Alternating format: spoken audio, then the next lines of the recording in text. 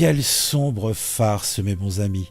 Un cambrioleur s'introduit chez deux octogénaires à Paris. Il les séquestre, les brutalise. Et tout ça pour venger l'Afrique. En tout cas, selon lui. Il déclare: la France a volé l'or de l'Afrique, maintenant c'est notre tour. Sérieusement, si c'était pas si dramatique, on croirait que c'est un scénario d'un mauvais polar où le méchant se prend pour Robin des Bois, mais version coloniale. Bon, on va plonger dans cette histoire aussi absurde qu'elle est glaçante. Le club de l'actu, c'est sur Actu. Regarde les vidéos, tout devient plus fou. De ton avis et comment c'est cool. Chaque like, chaque abon, t'es pas seul dans la foule. C'était il y a quelques jours à Paris, on peut même donner la date, c'était dans la nuit du 6 ou 7 avril 2025, qu'un homme s'est introduit chez un frère et une sœur de 82 et 84 ans. Autant dire que ce sont des genoux. Ça s'est passé à Paris, dans le 19e arrondissement, et là, pas de subtilité. Le gars est entré chez eux, il les a ligotés avec des serflex, leur a couvert la tête avec des têtes d'oreiller et les a menacés pour leur extorquer bijoux, montres, cartes bancaires et codes, bien sûr. Donc le butin se monte quand même à plusieurs dizaines de milliers d'euros, et avant de partir, il a aspergé tout ce petit monde de liquide nettoyant, sans doute pour effacer ses traces. Pour résumer, on a affaire à un pro du crime, mais un amateur en matière d'excuses. Vous allez comprendre, puisque le plus hallucinant, c'est sa justification quand il s'est fait évidemment coffrer, ça va sans dire. Il se présente donc comme un membre de la police d'Afrique. Oui, la police d'Afrique, c'est nouveau, ça vient de sortir. Et balance: la France a volé l'or de l'Afrique, maintenant c'est notre tour. Pardon ? On parle d'un cambriolage en 2025, pas d'une croisade historique. Ce type décrit comme un homme d'environ 25 ans, de type africain. Donc pour résumer, il est noir. Il est noir, Thérèse? Oui, il est noir. Pas noir. Pourtant, ce monsieur portait un bob, donc pas un bob Ricard, mais un bob et un sweat Nike. Donc il était loin de la vision que j'ai d'un fier soldat de la police d'Afrique. Il ressemblait plutôt à un passe-muraille. Et ce gars-là semble avoir confondu sa soif de vengeance coloniale, ou anticoloniale plutôt, avec un cours d'histoire peut-être mal digéré. L'ironie quand même, c'est qu'il s'attaque à deux personnes âgées qui n'ont probablement jamais mis les pieds en Afrique, encore moins volé quoi que ce soit à qui que ce soit. Mais bon, on va peut-être nous expliquer que oui, mais ce sont leurs arrière-grands-parents par alliance avec le facteur. Non mais bon, bon.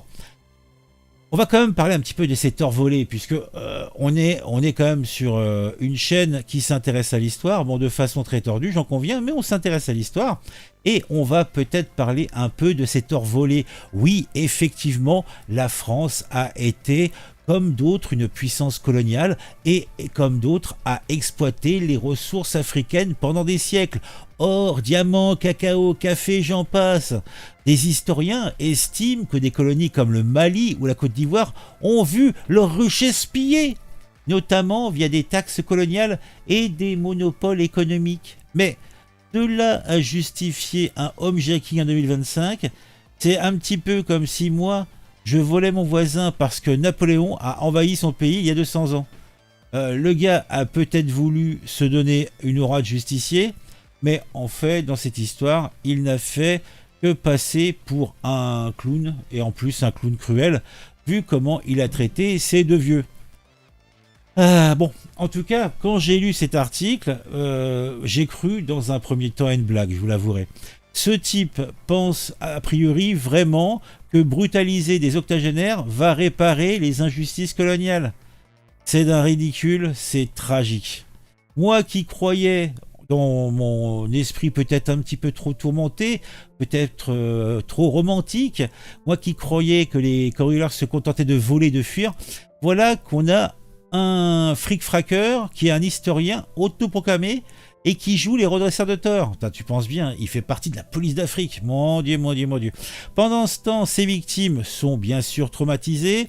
Elles vont se remettre, en tout cas je l'espère, de cette nuit d'horreur. L'agresseur, lui, court toujours. Oui, oui, oui, j'avais dit qu'il s'était fait avoir, mais pas encore. Mais cela ne serait bien sûr trop tardé, puisque un mec qui se déclare de la police, donc de l'Afrique, ne peut que s'attaquer à des vieux, donc il finira par se faire coincer.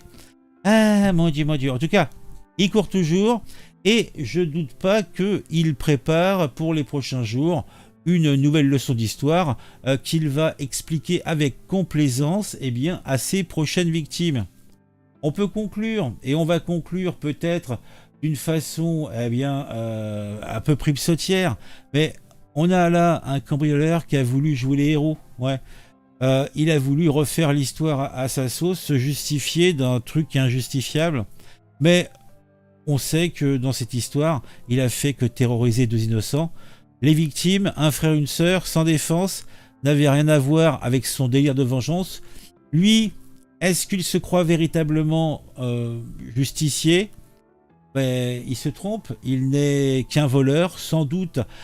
S'il se fait choper, on apprendra qu'il a des problèmes mentaux, comme à chaque fois. Hein. Oui, il a des soucis psychologiques, le mec. Ouais, bien sûr. Moi, ça ne m'étonnera pas. Hein.